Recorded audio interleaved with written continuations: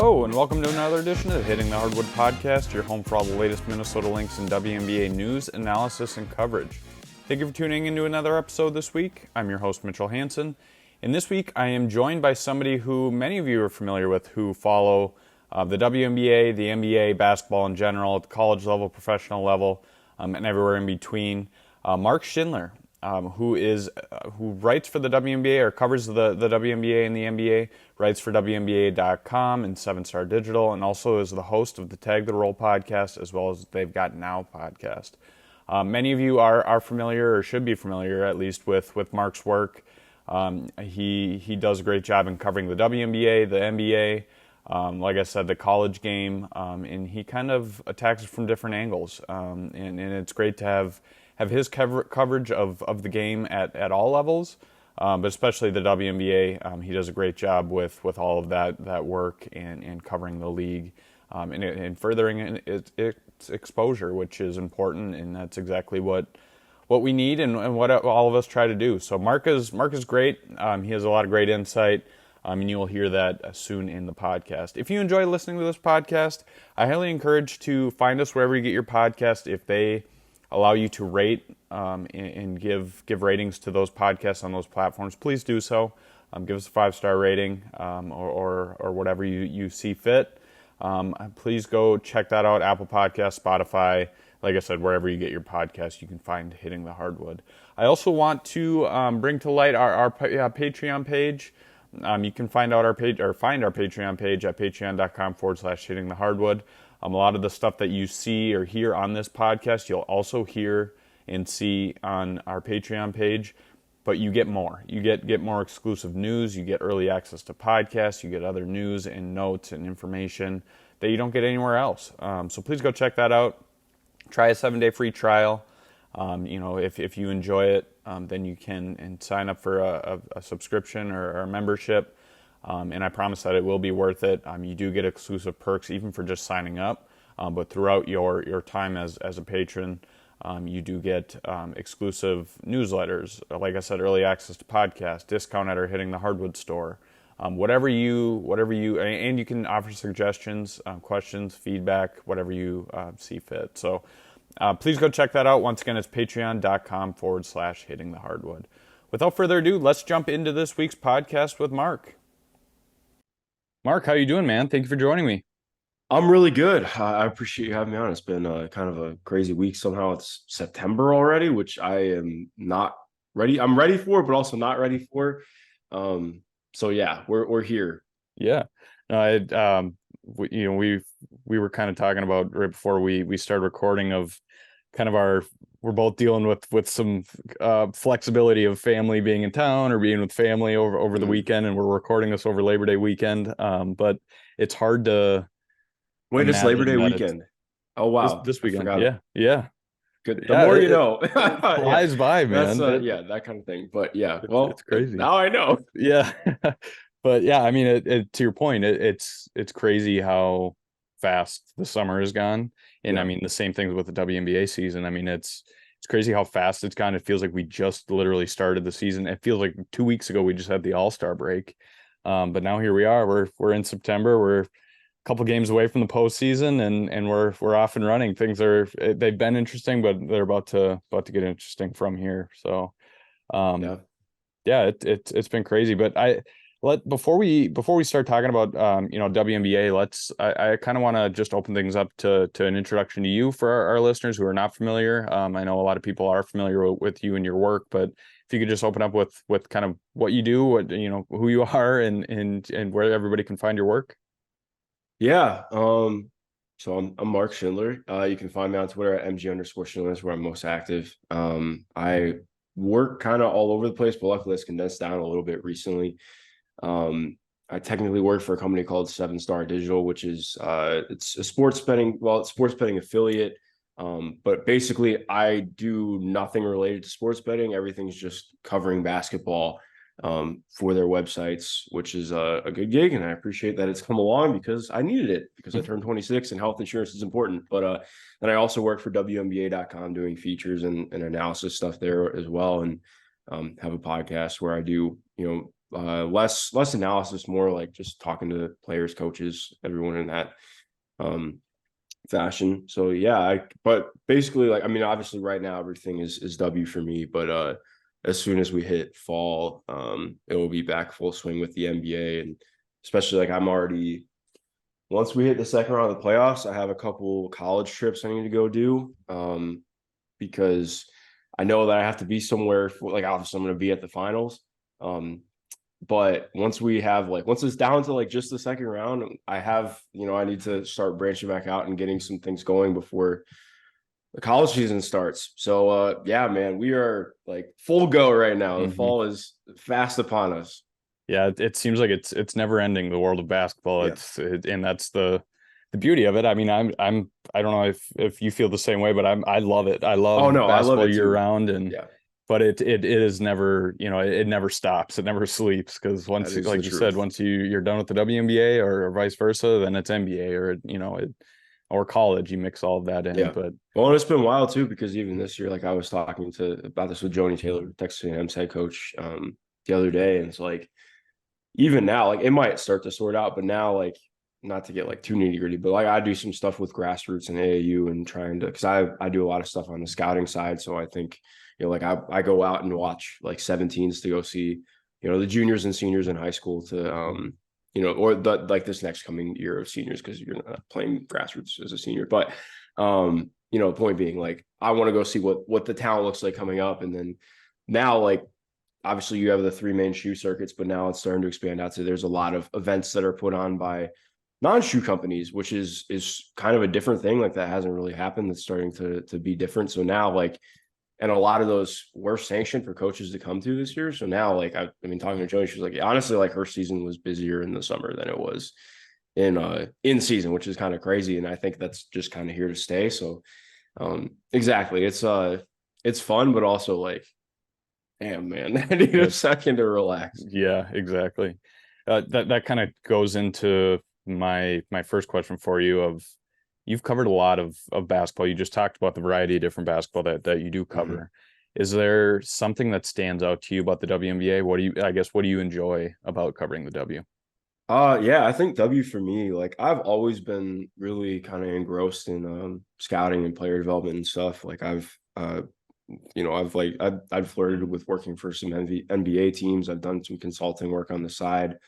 And I had, just the opportunity to work for the W come up last year, and went through the process, and decided to take the job. And I didn't really know what it was going to be. I thought, like I'd always been kind of a casual W fan, and now, last summer I was just like, all right, screw it. I'm just going to do it. I'm going to work full time. I'm going to really dive into the league and get to know it. And I think I kind of fell in love with it, not because of doing, like, I thought I was just going to do, play and player analysis stuff a couple times a week and watch all the games, obviously. But, I had the opportunity presented to me to do like a feature story on Brittany Sykes through, I know her manager really well now, but I didn't know her then. And she just had reached out to me. She's like, hey, you work here now. Like, do you want to do this? I'm like, yeah, sure, why not? And then that went from that. And I'd never, like, I'd done like some feature stuff on the NBA side, but not a lot.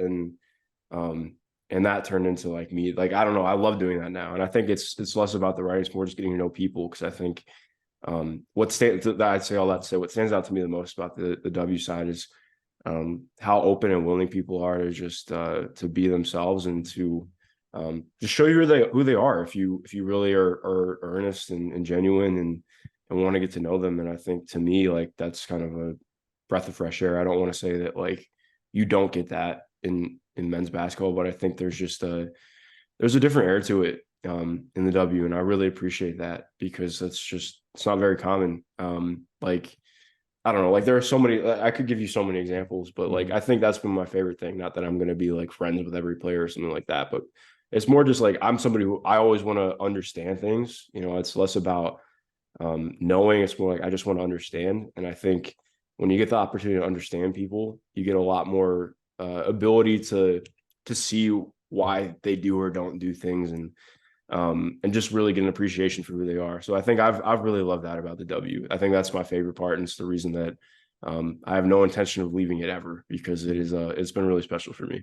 Yeah, it's more, maybe more than any other league. It's just a league that you feel a part of, even if you're covering it. Like you feel Mhm. it's an inclusive community, and it is like, even the reporting community, it's, everybody's seems to be friends. Everybody seems to, get along, and for the most part. And I, it's a two-way street, which you don't really get a lot with a lot of Mhm. sports. The players and the coaches and the front offices and teams and everything, they want to help you and you want to help them, and you both want to do your jobs at the same time. And that to me is probably the most favorable, the best thing about the WNBA is, everybody wants to work together. Everybody understands that the other has a job to do, but everybody's trying to grow the game, and that partnership is a lot of fun to be a part of, because like I say, you don't get that personal touch sometimes with any other league.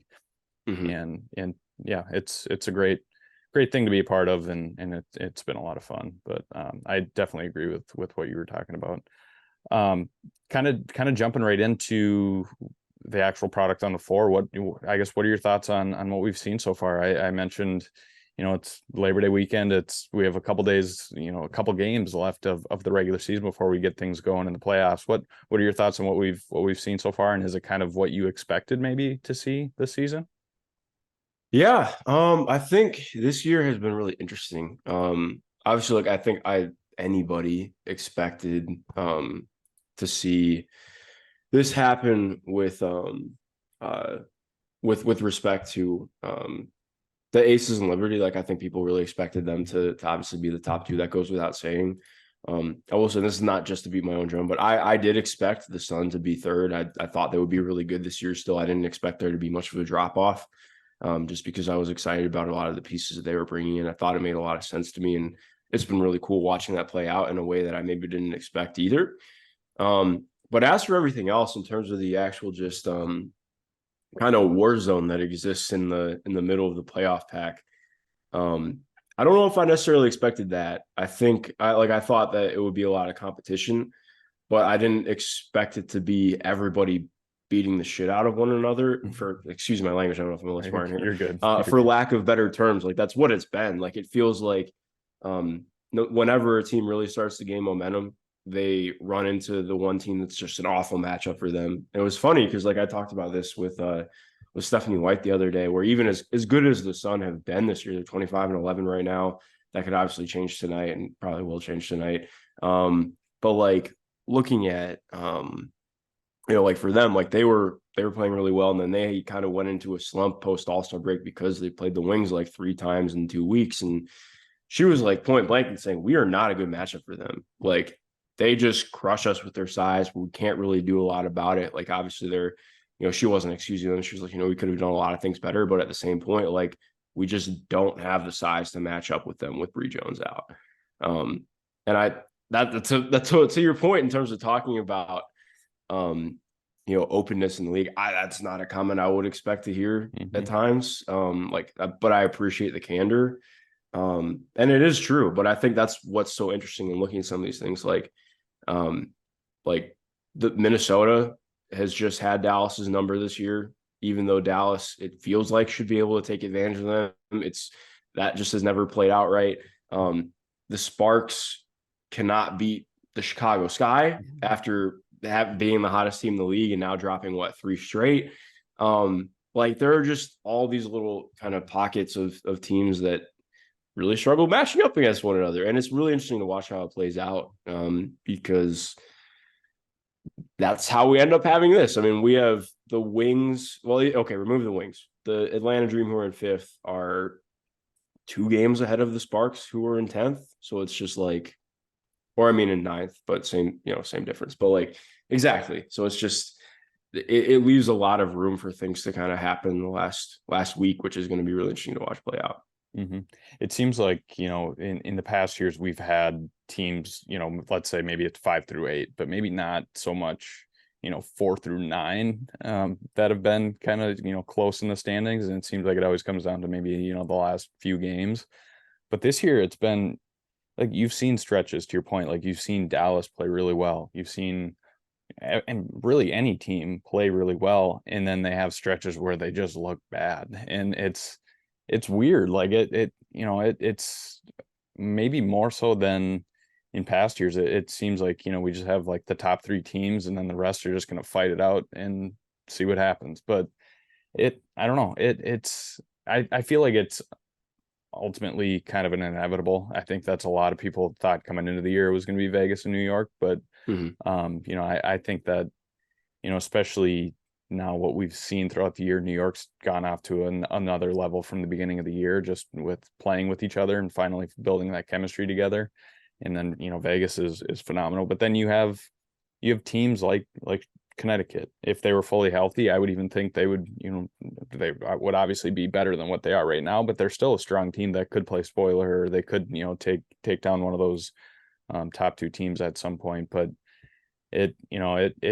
you really never know. I mean, Dallas could take down one of those teams. Yeah. Atlanta, Minnesota, they could hit a strong stretch, and they've looked great over.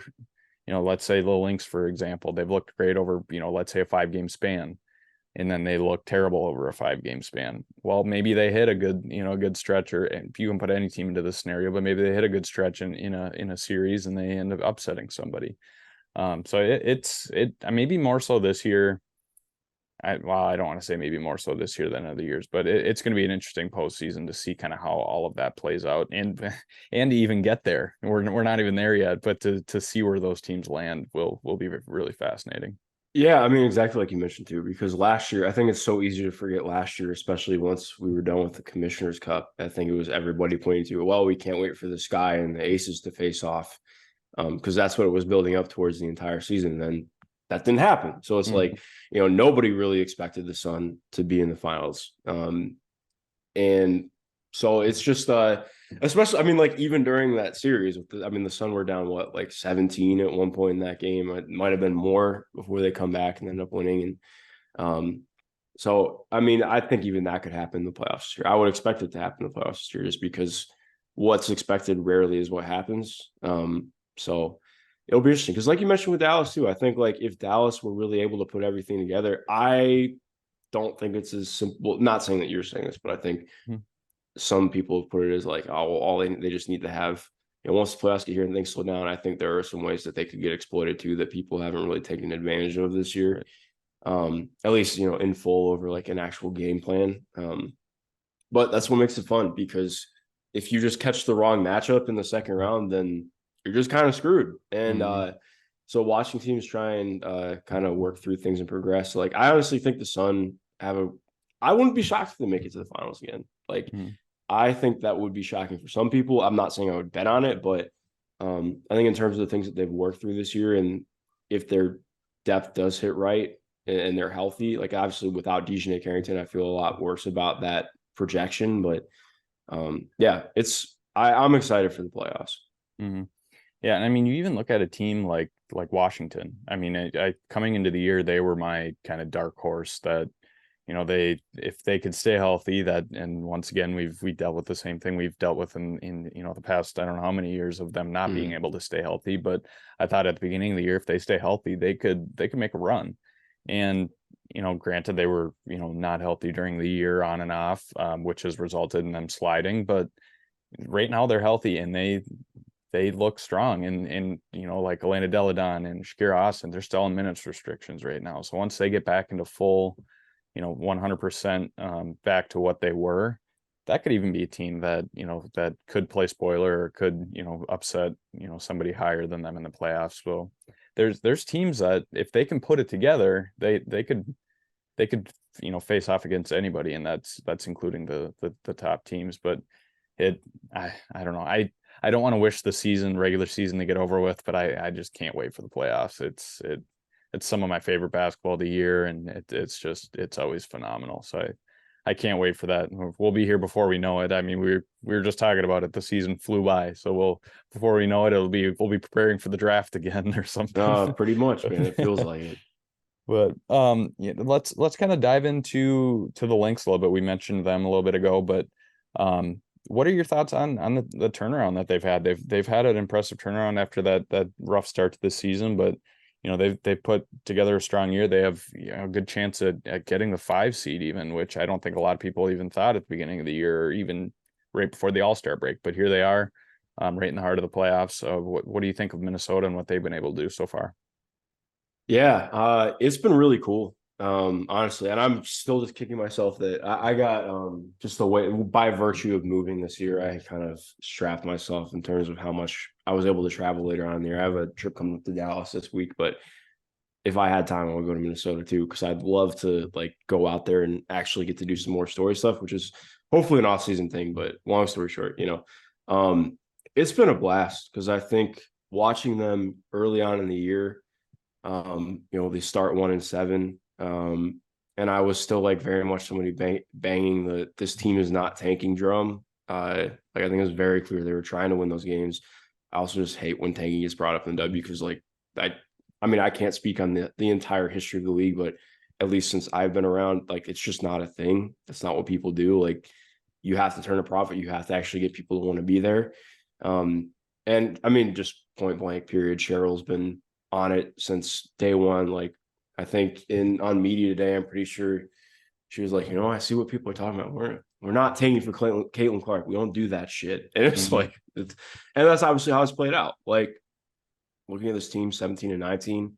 I think in some ways maybe they've even outplayed what I expected. And that's not meant as a slight. That's more just I think I didn't expect, like I thought Fee, like I've already thought the world of Fee. Like I thought Fee was a top 15 player already in the league when she's at her, when she's at full form. And now having her be a down ballot MVP candidate this year, she's been incredible. Like watching her get to spread her wings and become this level of player and, really take on that mold of being a quote unquote 1A star, especially like, that's what was so rocky about the first 8 games of the season is it didn't feel right with her yet. Like you could see the idea of like they wanted to get her touches in different ways, but it felt like once they hit that certain point, I don't really know necessarily what the click was for them. But it just happened and it's been kind of awesome since. And like obviously the efficiency's gone up and down, but in terms of like actual impact and what they've asked of her and how she's doing it, like it's been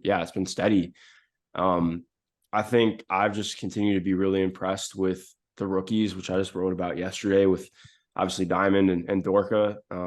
I was excited about Diamond immediately coming in. And I mean, before the draft even started, I thought Diamond was an incredibly fascinating player. And obviously she has been kind of the opposite of Fee in some ways, like in a good way. Like part of what's so exciting about Diamond to me is like you have you can see the potential, like the flashes are so bright. The consistency is just not nearly there yet. And she'd be the first to say it. I'm sure Cheryl said it tons of times as well. But what they've done together, seeing how they've tried to use Diamond and Napheesa together and what that can mean moving forward and how many teams have already had issues with handling that. That's a really long-winded answer. Just saying, like I'm really excited about this team. I think getting what you've already been able to see here and being able to imagine what this maybe looks like in a year or two with maybe some different surrounding talent. Not that the surrounding talent's bad, but in terms of just getting what happens in terms of what you can do in free agency and what happens with whatever the draft pick ends up being. Like I think that there's just a lot to be excited about here. That's what I take away from this year. Which I've just been really happy with this team. They've been amongst my favorites to watch. Mm-hmm. Yeah, I mean, I think that, coming into the year, knowing the position and the state of the franchise, I think looking at it now, even if they didn't make the playoffs, I think it would still be considered a successful year. But the fact that they're going to make the playoffs, that's just icing on the cake. I mean, you come in with basically new leaders on the team. I mean, Napheesa Collier has always been somewhat of a leader, but now she is the leader. And then you have the youth that's coming in, which Minnesota's never really had. Who knows, how that's all going to work out. The changing in basically offensive and defensive schemes to better suit Fee and the people around her and the players around her. But nobody really knew what this team was going to look like, how they were going to do. And, I don't think a lot of people were really that surprised right away to see them 0-6 overall. I think more people are surprised now that they've turned things around and they've done it so fast. And that's a credit to Cheryl Reeve and her coaching staff. It's credit to the players for wanting to make this work and not just, maybe toss this season in and chalk it up as a rebuilding year, developmental year. But I mean, you're talking about Diamond Miller specifically. I mean, both of them have Diamond Miller and Dorka Juhas. They both stepped into key roles. Dorka, by default, with Jess Shepard, dealing with some injury issues throughout the year, she's stepped into a starting center spot, and she's done great. She's been very consistent. She still needs to obviously build onto her game, but she's been very consistent. Diamond, like you talked about, she's kind of had that. She's the first to admit it. She's had that roller coaster year. But you can see, like you said, what this will look like in the future. And I think that's what Minnesota wanted at the beginning of the year, to figure things out. Okay, let's get a vision for where we want to go. And then after this season, we'll build it from there. That's still the plan, but they've grown on that. They've done more, I think, than what they even anticipated. And it's, like I said, it's a credit to Cheryl and the job that she's done, because not only is this the first time that they've gone winless, they've done it the last 3 years. They've gone 0-4 in 2021, 0-4 in 2022, and then 0-6 this year. 2 out of those 3 years, they're going to be making the playoffs. Last year, when they failed to reach the postseason, they had a playoff spot, well, not locked up, but they were in a playoff spot until 2 games left in the regular season, and then they ended up dropping out. So, I mean, it's not something they try to do, but they're used to this. And it's, being able to do that on the fly is impressive. And it doesn't happen so often, especially with the shortened season. Now it's expanded, but the short season that is the WNBA season. Like I was saying, I think it's considered a success already, and it's only going to continue to grow from here, which is exactly what you want in a rebuild. Yeah. But it's been a great year so far, and they're only going to continue to skyrocket from here, I think, especially Diamond Miller and Napheesa Collier together. Yeah. When it comes to Cheryl, I kind of mentioned that. What are your thoughts on the job that she's done? She talked about at the beginning of the year, like you said, at media day, with the tanking allegations. She flat out said, I told Glenn Taylor, the Lynx owner, if we're going to tank, find a new coach. Like, I don't want to be here if that's the mindset we're going to have. And that's been since day one. And I think that's credit to the season they're having and having that mindset. But what are your thoughts on what she's been able to do this year, and to be able to develop younger players? Because that's something we haven't really seen a ton in Minnesota. Yeah. I think I have, from the coaching aspect, I've been incredibly impressed with Cheryl. Like, I think I'm trying to remember where I said this, but I think I feel like you could give Cheryl just about any roster and she's going to find a way to coach them 500 or better. Like, she's just that level. And I think that's part of what's been so fun this year. I think this team is so different in how they play from last year. Like, obviously there's a lot of similar principles and stuff, but not having Syl, believe it or not, pretty big difference. They just don't have a big who operates like she did, and they really don't play out of the post like that. Like, they play out of the post, but not with the same kind of intentions. It's just a very, like, I feel like the offense is just so different compared to how it was last year, especially defensively too. Not that the defense was awesome last year, hasn't been this year, but like, they've really tried to just be different on that end because of how much of a mess it's been at times, and just trying to figure out how it all fits together. And I don't mean this as a slight to her, but it always does feel difficult, because I felt the same way in terms of talking about the sky too. But it's like, how do you kind of evaluate both coaching and the GM aspect at the same time when it's the same person? Obviously, it's different now because Claire's in as the official GM, but yeah, obviously Cheryl still has a big part in that, and a lot of this is still from what she built the years coming into this. So I still feel overall really good about it. Like, I don't know what people expected or wanted this year. Like, I know, obviously, I think you could look at it and be like, well, because I mean, it's very clear, they didn't commit to a rebuild right away. They went out and tried to make noise with Stewie and met with Sloot as well, and that didn't happen. But I also think it would be insane to not go do that. If you have a chance to get Stewie or Sloot or both of them to the Lynx, I'm going to take the time and make those meetings happen. But yeah, I mean, in terms of the way that everything's gone and how it could have gone, I feel like this is maybe a home run is too far to put it. But in terms of just having a concrete direction, having Fee growing into this in her before she's even turned 27, having Diamond look like this, having a player like Dorka, who has just been like, she has been the quote unquote steal of the draft. Which is also very funny because I don't know if you were on like the pre-draft call, but we did like a pre-draft call and like just talking to it was Cheryl, Tanisha Wright, and Lynn Dunn, and they were all talking about like I don't know, there was just like an hour to ask them about draft prospects and stuff, and it was funny because somebody asked asked Cheryl who Cheryl thought was like the biggest riser in her eyes during the college season. She said Dorka, in terms of like a sleeper prospect. And it's like, so it's funny how that's worked out. But yeah, like, again, really long answer, but point being, like, I think that this has been a really good season for the Lynx in terms of what they're doing, where it's gone. Obviously, the last couple of years, like still willing to play for Sill and make things happen. To be able to pivot like this and still be competitive has been pretty impressive to me. I kind of viewed this year as weird as it sounds, a win-win year. I mean, you look at it like, if they finish in the bottom four, they're probably going to get a pretty good seed because they were in the bottom four last year. And with that 2-year, 2-year record kind of playing a factor into the draft lottery, they were going to get a good pick if that happened. Now look at it the other side, like the situation we're in right now. They're making going to be in the playoffs. That means something went right, and that's a good sign. I mean, that's obviously what Minnesota would have preferred rather than the previous scenario. But to me, it was a win-win year, and even let's say Minnesota gets the, I don't know, let's say 5-6 seed, whatever.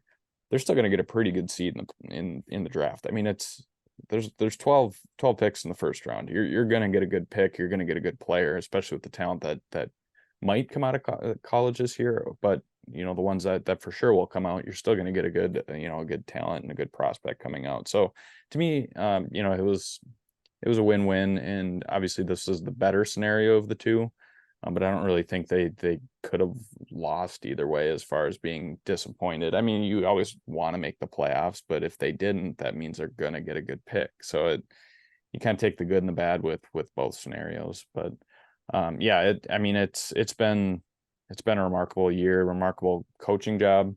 And like I said, just a testament to the kind of the foundation and the mindset that the Lynx have in that organization. I think, really, really carries in or really resonates with a lot of those players. And you even hear them talking a lot of media availabilities, like we're the Lynx organization. Like we don't do that. Like they're setting that. Cheryl has set that culture, and she set that mindset, and that's, to me, that's impressive because it's easy to fold under seasons like this and just kind of being like, we're in a new era, let's turn the page, and they refuse to do that, which I think goes a long way in the end.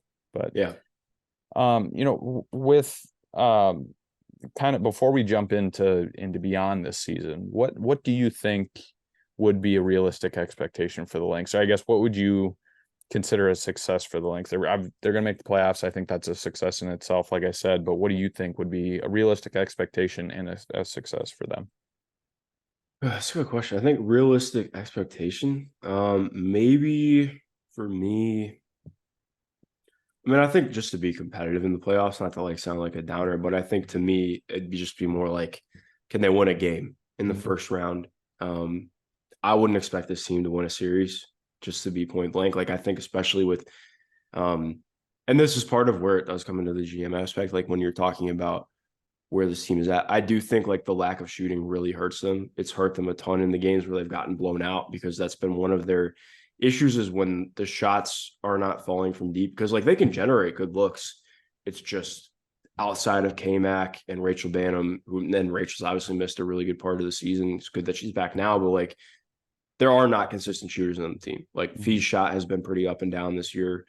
And she's probably the third best shooter on the team most of the time. So like, I think, and that speaks more to like what this can look like moving forward. But I think even when you're talking about what, having optimal floor spacing for player development is important. But also like in some ways, like having inopportune things can be important for helping develop other things out. There's like a million ways to look at it, but so not just to like sound like I'm fence sitting, but in terms of like looking at the playoffs, I think that they would really struggle for me to be somebody I would pick to win a series over anybody. Like if they're obviously not going to snag home court advantage. Like I think it's just probably too late for that. The Wings have that pretty much locked up.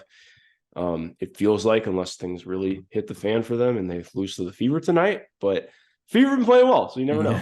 And the Fever still have their playoff dreams open, so That's true. It's just crazy. Shouts to them, but yeah, I think to me it's just be competitive. Like maybe win a game when they're back at Target Center, and try and just have something to feel good on moving in towards next year. Like obviously you feel good about this, but you don't want to just get creamed in a 3-game sweep. So Yeah, no, I agree. I think they'll end up falling in the first round or opening round, but like you said, if they can be competitive, I didn't even really. I agree that I thought earlier in the year they'd be a borderline playoff team. Maybe they'd be around 500. They'd maybe reach the playoffs.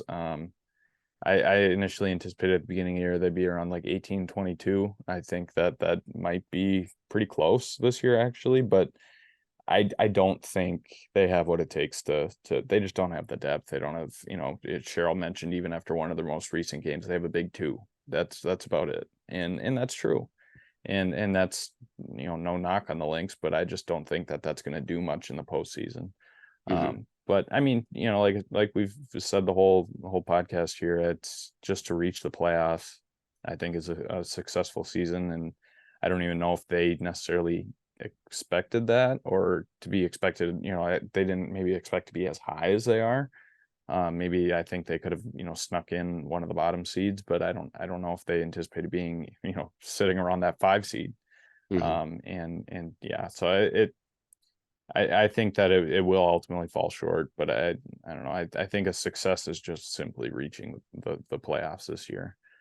But kind of looking ahead at the future, and it's hard to do this kind of because you don't know what talent's going to be in the draft and all of that. But what is your thought on the future of the team? This offseason and beyond, they're going to free up a decent amount of cap space where they could go out and be competitive this offseason if somebody wants to maybe one or two players wanted to come to Minnesota. But what are your thoughts on what they could do this offseason and moving forward? Yeah. I think to me, the biggest thing that I need them to do is answer the point guard question. Like, I'm not saying that they have to get the quote unquote prototypical point guard because there's like maybe 4 in the league. So that's just, not an easy equation to solve. And a lot of teams have the same problem, but like they have the problem the worst. I think that goes without saying, like in terms of just having somebody who can really set the offense. And again, part of what's been fun is like seeing, okay, how much they can run stuff through Fee and through Diamond. But I think there have been just more struggles with when it becomes half court offense and you have to really boil things down. If they had better shooting, I think it's less of a problem and you can get more funky with it. But when your shooting is what it is, and like I think that's why losing LA when they did has really been an impact on them because like that's what was such a bummer because like Lindsay was having a career stretch. Like that goes without saying. She'd really found a balance of being able to lead the offense while being a threat herself, and that had just never really been something in her bag. Like she'd never scored like that in her career, at the W level, I should say. So I think for me, like when you can see what she was able to do, in terms of kicking the offense into rhythm, especially in the half court, and what she could do for Fee and for Diamond and just for the whole team. Like that automatically speaks to me so much in terms of like what I need to see them do in the offseason. Like, obviously that could happen in the draft. I think it's probably less likely to happen now with where their draft pick might end up being. Like maybe they end up getting second or third and it works out really well based on, like you mentioned, in terms of how last year's seeding fell out for them. But even then, what they finished, I think they were the last team to not be in the playoffs because they had a chance on the last day. Yep. So their odds probably aren't going to be amazing, but when you factor in most, like all the teams that were shit this year other than Indiana, I shouldn't say shit. All the teams that were struggling this year other than Indiana were pretty good last year. So it's like, not like they'll still have solid odds, but point being, like in terms of like, they're probably not going to have a chance to draft a Caitlin. Like it would be pretty surprising. Obviously, Paige is a possibility, but I know like it's very up in the air on whether or not she's going to come out. Can't. I mean, I don't. It's not like I know Paige, but I think it's entirely likely she comes out. I still think there are a lot of really good guards coming out. It's not even just about drafting them. I think to me, it's like, yes, if you could have a star at the guard spot, that would be awesome. But even just having like a steady starter would be incredible. And I think that's probably more likely to happen in free agencies, is where I'm at. So it just kind of depends on that. But to me, like, that's what I need to see them do next. Make that happen, improve floor spacing, and then just keep, like, I don't need them to be a contender next year. I don't think that they should view themselves in that way at all based on how the league is right now. Like, I think their goal should be a competitive playoff team next year as we keep developing what this young group is. Help Fee continue to grow into that primary star. Let's keep seeing what Diamond can do, and help her find more consistency. And then building around that, like, that's the answer for me. Like, I want to see Dorka start next year. Honestly, I think Dorka has been good enough as a starter this year where, like, I think she's been a positive on the floor throughout the season. And when you have a rookie who's able to come in and not just play immediate minutes and be good, but start games and not look out of place, I think you just kind of have to see what's there. And so I think a lot to me is, okay, keep that moving, build around that. I'm not saying that that's an automatic championship core, but okay, you have the basis for something to keep adding on to and move somewhere. So I'm excited about what that could look like. And I mean, you look at the amount of money that they'll have. Cheryl Reeve and her connection throughout the league and the players she has relationships with. Napheesa Collier has relationships with a lot of players, and there's no questioning it. There are some decent names out that will be free agents this offseason, and there aren't a lot of teams that have a ton of money to pay them.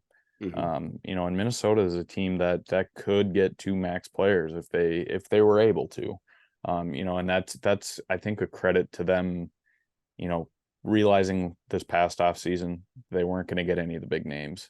All right, so let's maybe not stretch ourselves and let's just kind of see how things go this year, develop this year, and see what we can get next offseason. Well, that's exactly what happened. And now they're sitting in a good spot where they could get some players, and some players might want to come play with the likes of, Dorka, Diamond, and Fee. So I mean, Minnesota's going to be able to free up some space. If they're able to get some players, they have the ability to do so, and that's the most important part, is having that availability in that space. But it'll be interesting off season. I think that it's a year where they had this year to analyze and take a deep dive and kind of take inventory of what they have. Now they'll have a plan going into the off season. I don't know if they did this past off season, but they'll have a plan. They have a vision. They have a core in place that they want to build around it. Now this off season, it's about finding those right pieces to fit into that and to execute on that and to bring them in. But it's interesting too, because sorry, I didn't mean to cut you go off. ahead.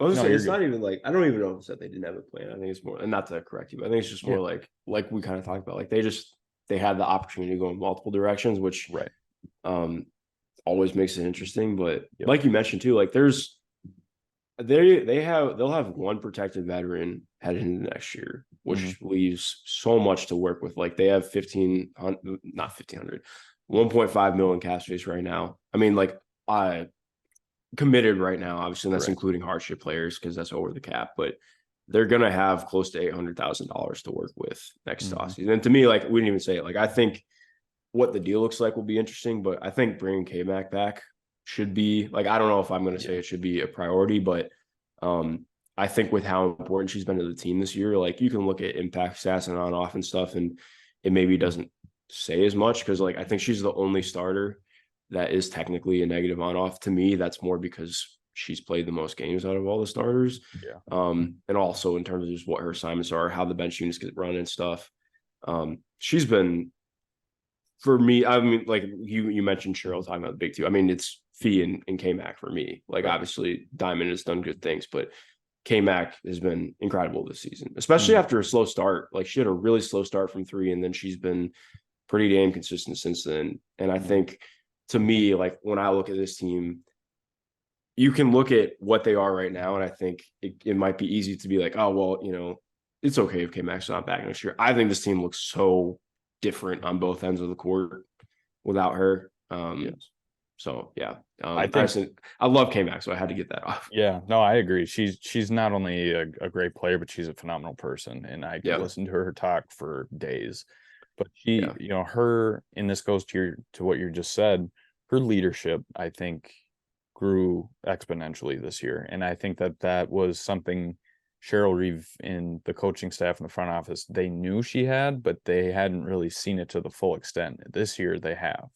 And I think that was a really big realization that, okay, she needs to be back. And I agree. I do think that she will be back. And I think she's the kind of player that she wants to be back and she'll make it work. If Minnesota Mhm. can let's say, bring in a couple players, or they can bring in whoever it may be, and let's say it's somebody that might be in her spot as a starter, I could see her being like, all right, I'll take a step back and I'll come, I'll play minutes off the bench, or whatever it may be. She's somebody she'll just make it work. She just wants to win. Yeah. And that's very, very valuable to have, especially when you have a young team like Minnesota has. But I've been very impressed with her this year, not only on the court, but her voice, like I said, in the locker room, and what she's provided along with Fee, to lead this team. And I agree. I think I would even, say that go as far as saying she's a must. She has to be back on this team in order for them to continue to take the steps in the right direction if she wants Well, to be.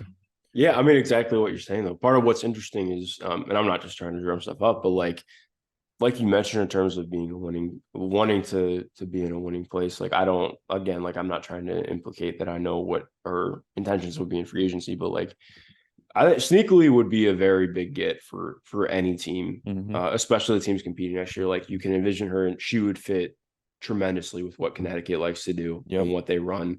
She would fit in Atlanta. She would fit in New York. Obviously, she would fit back in Las Vegas. I don't know. There's probably more there than just like encore stuff, but like in terms of like every team would want a Kayla McBride if they're trying to win basketball games next year, Mm-hmm. especially for where the game's headed. Like she had the best, not best shooting season of her career per se, but like in terms of volume and becoming a player, like she's been able to do it, but like continuing to just be a high volume shooter who can shoot off movement, who can shoot off the catch, who can relocate, who can be a lot of like part of what's so good about her is that like she just functions in the flow of an offense. She doesn't really need things like she needs things run for her, of course, like everybody does. I'd be lying to say otherwise, but um she functions by just working inside an offense, and there are not a lot of players who can do what she does with the level of effectiveness that she brings. So I'll be really curious to see what happens with her this Mm-hmm. offseason because she is a really important player.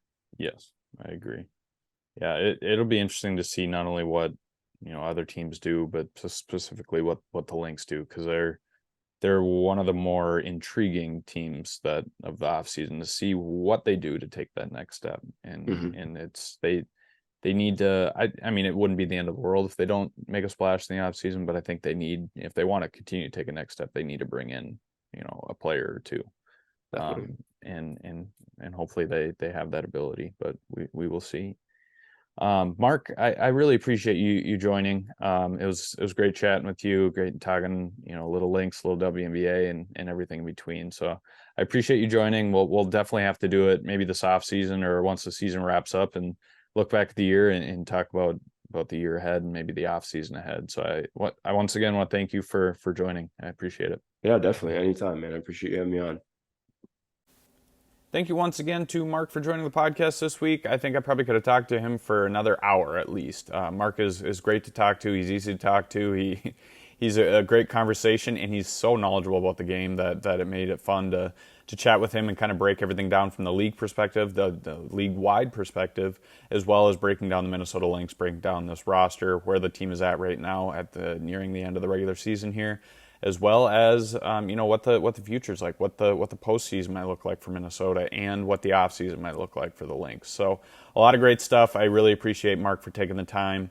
I'm definitely planning to hopefully have him on the podcast here coming up, maybe at the end of the season or in the off season leading up to the next year, whatever that may be, or whenever our schedules allow. So I appreciate Mark, and I definitely plan to have him back on the podcast here at some point. I also want to give a shout out to Jeremy Rushing for producing this podcast every week, as I normally shout him out. He does a great job. I can't say it enough of what he does in the back end and making everything sound great and making sure that everything gets out to you guys in a timely manner. So I appreciate Jeremy for all he does. Does a great job, and it's a great partnership that we have here at Hitting the Hardwood with Jeremy. I also want to shout out our two partners that we have here at Hitting the Hardwood. Before I shout them out, if you know of somebody, or maybe if you are interested in partnering with Hitting the Hardwood, please send us an email at hittingthehardwood@gmail.com. I would love to chat with you about a partnership that we could have, or kind of a sponsorship/partnership that we could have moving forward, to better benefit both of ourselves in moving forward and continuing to grow the game of women's basketball in the WNBA. I think that's what we all want to do, and I definitely want to partner with anybody that wants to do the same. So please check that out, or please send us an email, hit me up on Twitter, whatever it may be. I'm here to chat about it and open to starting that dialogue and that conversation. But now I want to, as I mentioned, give a shout out to our two partners, Better Edge and Homage. Better Edge, that's BETTOR Edge. You can go check them out at betteredge.com, BETTOR-edge.com. If you're a first-time user and you want some free money, who doesn't want free money? But if you want some free money, go to betteredge.com/links. When you sign up for the first time, use the promo code LYNX, LYNX, and you get a free $20 in free play to play with. So if that's enough to persuade you to go do so, go check out Better Edge. Please do that. You can go bet on anything from the WNBA to any other sports. You can do competitions. You can bet by yourself. You can do pick-ems. You can really do anything you want. I regularly do competitions.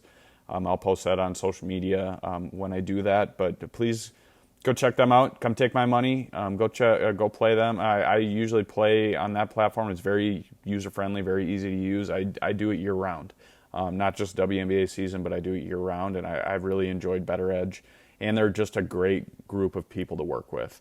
I've worked a lot with Greg. Greg's been phenomenal, and I really appreciate all that he's done in helping the exposure of the Lynx, the WNBA, and the betting aspect of things. So it's really been great working with Greg and the rest of the group at Better Edge. They're big Lynx supporters. They're a Minneapolis-based company. They're big Minnesota sports supporters, so they do a lot of great stuff. So please go support local if you are in Minnesota or outside of Minnesota. Come support Better Edge, and in return you'll help support Hitting the Hardwood as well. And then the second one is Homage. Homage has, you've heard me say it on here before, they have a lot of great vintage gear. They have a lot of modern gear and vintage gear, but a lot of their vintage gear is really, really cool. They have great material on their clothing items. If you're looking specifically for Lynx or WNBA gear, you can go, find a lot of that gear. They have a lot of logo gear, T-shirts, hoodies. I have the WNBA T-shirt, Lynx T-shirt, Lynx hoodie. I love all three of them. I definitely plan to get more. I'm going to get more probably right after this podcast. I'm gonna go check them out and check out what I can get for the rest of this WNBA season and for other leagues. But go check them out. It's Homage, HOMAGE.com. And you can, if you go to our Hitting the Hardwood website, there are a couple URLs. If you go to our partners page, there are a couple URLs that if you click on those, it's a Lynx-specific one and a WNBA-specific one. If you purchase anything after you click those links, it doesn't cost you anymore, but a percentage of that comes back and supports Hitting the Hardwood. So I really appreciate anything that you can do, anything you can do to support Homage and Hitting the Hardwood. I highly encourage that and really appreciate that, and I'm grateful for anything that you are willing to do. Like I said, they have a lot of great gear, so please go check them out. Now, with that said, I want to, just before I wrap up this podcast, I want to give a shout out to everybody for listening. For all our loyal listeners who listen every week, I appreciate you. New listeners, welcome. I plan to do this, as I've said all season long, I plan to do this every week for the rest of the season. We'll see what the off season brings and what our timeline looks like at that point. But during the season, during the playoffs, even if the Lynx season is over with, we'll continue throughout the WNBA playoffs, where we're going to do this every week. Like I said, it'll come out every Tuesday, every week.